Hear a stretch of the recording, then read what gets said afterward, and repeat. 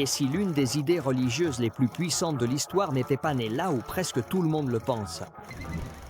Et si la lutte entre le bien et le mal, le jugement après la mort, le paradis et l'enfer avait déjà été imaginée plusieurs siècles auparavant? Aujourd'hui, nous allons plonger dans la religion et la culture d'un empire éblouissant pour découvrir à quel point certaines croyances, qui semblent aujourd'hui inconciliables, sont en réalité nées de questions étonnamment similaires.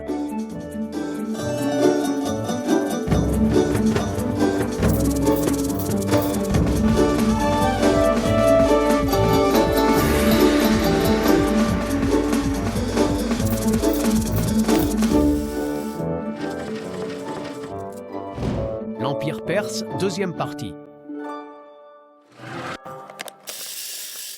Ainsi enseignait Zoroastre.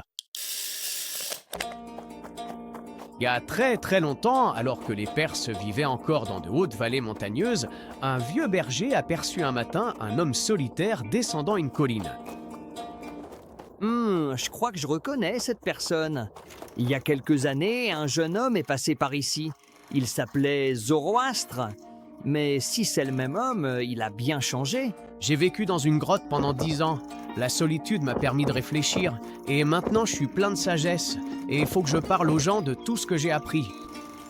C'est ainsi que Zoroastre devint un grand prophète. Il enseignait aux gens à penser et à voir le monde d'une manière nouvelle.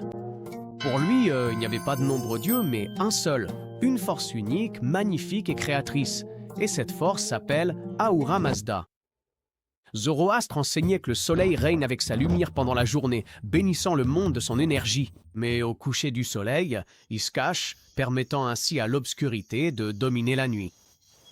Cette dualité de la lumière pour le jour et de l'obscurité pour la nuit a été créée par le Dieu suprême, Ahura Mazda, et s'étend à tous les aspects de la vie. Cela signifiait que le bien et le mal étaient toujours présents dans le monde et que l'on ne pouvait pas avoir l'un sans l'autre. Zoroastre enseignait que tous les êtres humains possédaient le libre arbitre, que chacun devait choisir de lutter constamment pour le bien contre le mal et que chacun serait jugé après sa mort.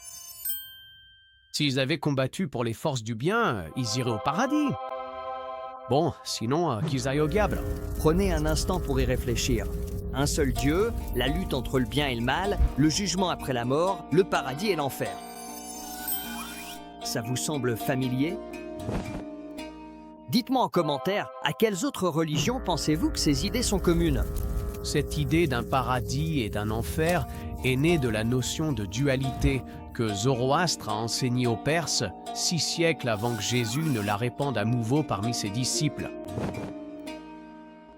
Le plus intéressant dans cette idée, c'est que, pour les Perses, les êtres humains n'étaient pas condamnés dès le départ. Ils étaient libres de choisir. Qu'en pensez-vous? Le bien et le mal résident-ils en chaque personne ou cela dépend-il du monde qui les entoure? Et pour être clair, cela ne veut pas dire que toutes les religions sont identiques. Mais cela montre quelque chose de fascinant.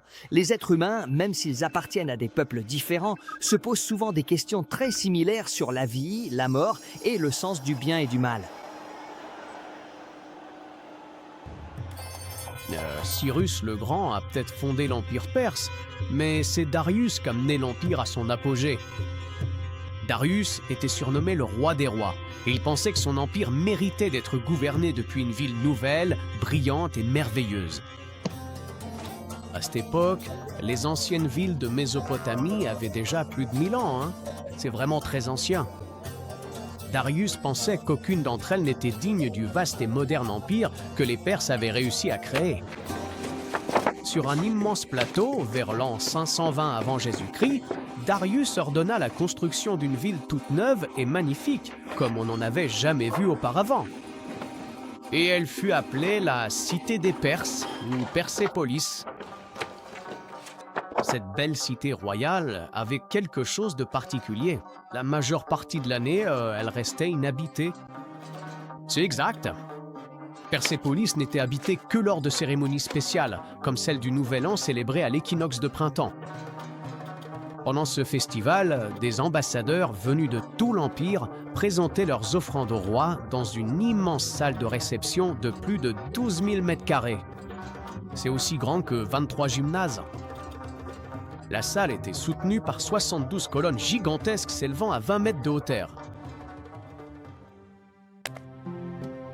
Une cité cérémonielle gigantesque, des ambassadeurs venus de tout l'Empire, de l'or, de l'ivoire, du lapis-lazuli, des cèdres du Liban. Si tout cela te sidère, laisse un like et abonne-toi à la chaîne.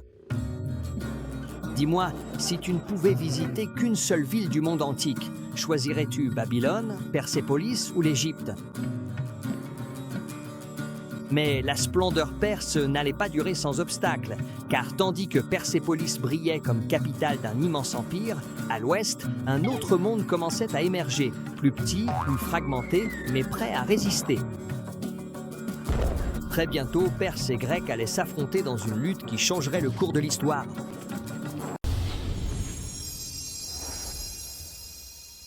Et rappelle-toi, tout devient fascinant quand on a soif d'apprendre.